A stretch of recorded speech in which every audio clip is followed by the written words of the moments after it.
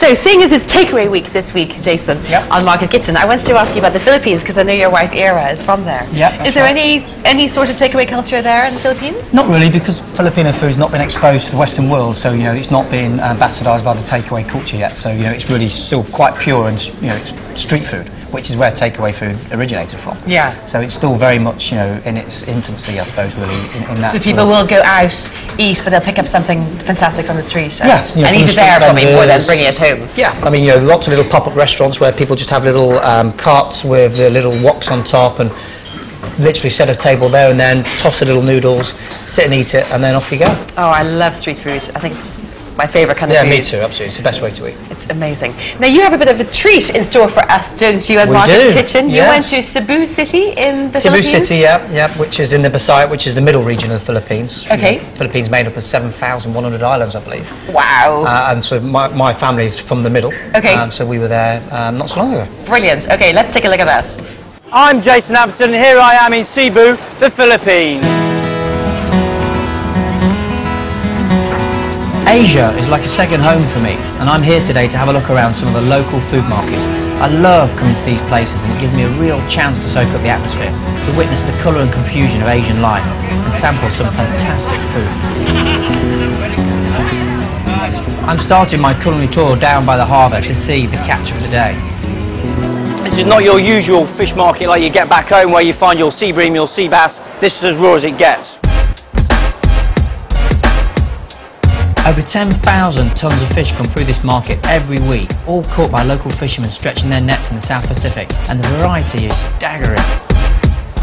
As a chef, for me, it's so exciting to see all these unusual array of fish. These are obviously a bit like skate, but they're almost like a stingray.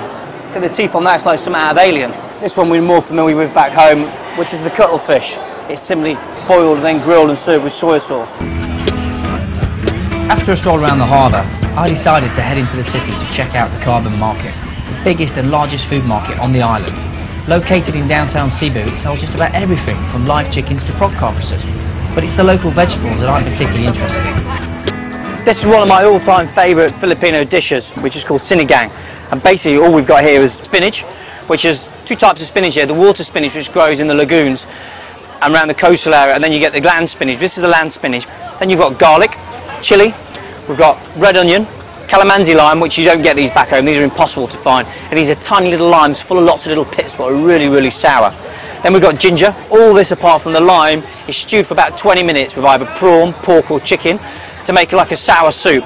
At the very end of that cooking time, you squeeze the lime into it to make this delicious, refreshing soup, which is served on hot days almost like a refresher. All this sightseeing is thirsty work, so I'm off to try one of nature's very own cans of pop. This is basically what you do here is have young coconut juice, and these are young coconuts, and inside you have this beautiful sort of it's almost like a jelly texture, and then you just stick a straw in it basically and just suck away and suck all the juice out. So you're going to teach me. What's your name? Ali. Ali. Okay. So what do I do here? Like this, yeah? Watch my fingers, man. One more chop, and we're nearly there. Whee! There we go. And then you take it open, and you can see inside there you have all this beautiful young coconut. Mmm. Delicious. Just around the corner is the indoor meat market, where there is a definite emphasis on snout tail eating. And a lot of this stuff is sort of made up, and this is where all the stall vendors will come and buy their products for the day. We've got the chicken feet, we've got the chicken heads, and we've got the intestines. So as you can see, again, absolutely nothing's gone to waste. But what really interests me is behind the scenes, the preparation of the locals' most important meal of the week. In the Philippines, being mostly a Catholic country, Sunday is a very important day. And what they like nothing more on Sunday is lechon. It's lechon day. And that is basically roast pork. All families go to these sort of vendors and buy the whole pig for the whole family, depending obviously how big your family is.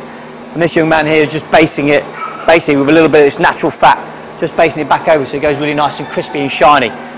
This traditionally will be served with green papaya salad, and then you'd serve that with a good San Miguel beer, as all Filipino families would.